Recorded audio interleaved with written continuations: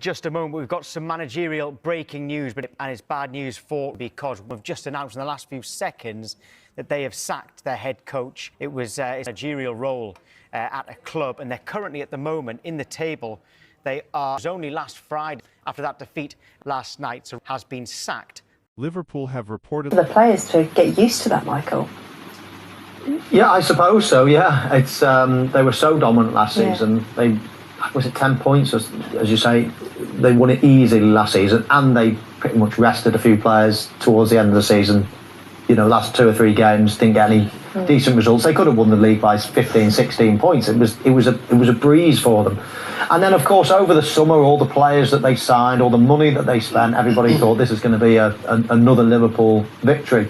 Most people thought Liverpool would win the league, but it's just not happened like that. It's been a funny season for them. Certain players have been under par. They obviously lost 1 or 2 players that were influential last season. 1 or 2 of the new signings didn't really hit the ground running, and they've never recovered. They've never got his control wearing the opposition out. But Gakpo almost sticking the boot in. But Curtis Jones should be going with his head anyway. There should be no danger where that's going, and that's right in the back of the net.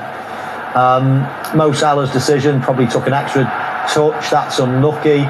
They are creating chances, but you know what? To score 2-3 goals, you need to be, creating 10 chances. You don't score every chance you get. So, a return of 1 goal from that might be a little bit light, but they certainly didn't deserve to score more than 2 goals.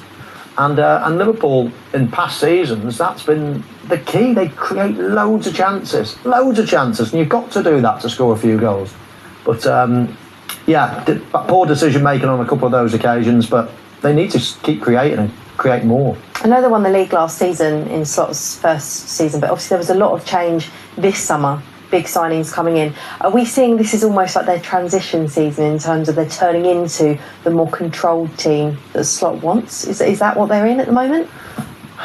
Maybe.